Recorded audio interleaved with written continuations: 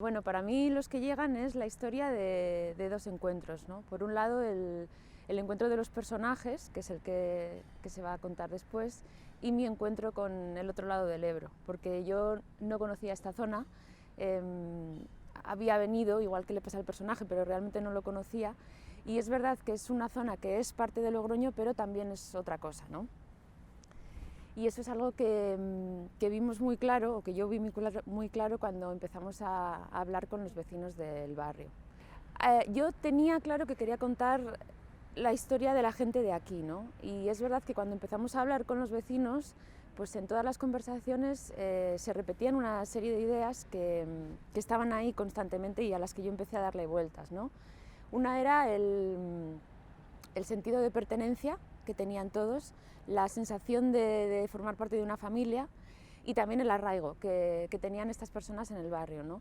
Y el deseo de quedarse aquí. Incluso los que por diferentes motivos y por circunstancias de su vida habían tenido que marcharse, pues querían volver o querían estar aquí. Y eso es algo que yo quise reflejar en mi texto. Y también otra cosa que me llamó más la atención en esas conversaciones, que era la naturalidad con la que hablaban del cementerio, ¿no? Como el cementerio y los muertos formaban parte de lo cotidiano, de la normalidad.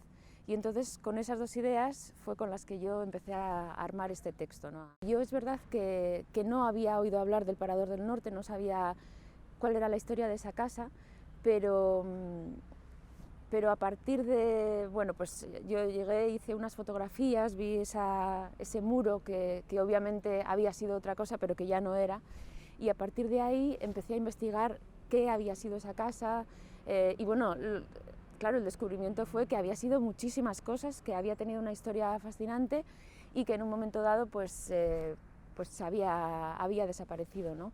Que eso también es algo que estaba en las historias de las gentes de aquí, esa sensación de pérdida, ¿no? de algo que había y que ha desaparecido y que también yo creo que permea toda la dramaturgia, ¿no? De Los que llegan. Y realmente lo que cuenta Los que llegan es un encuentro, ¿no? Ese encuentro del que hablaba antes, entre una mujer que está al otro lado del Ebro, que aquí se convierte en una especie de territorio pues, entre lo real y lo irreal, ¿no? Como en un tiempo sin tiempo, que es un lugar intermedio entre los que están y el más allá, ¿no? Un lugar intermedio entre lo de aquí y el más allá.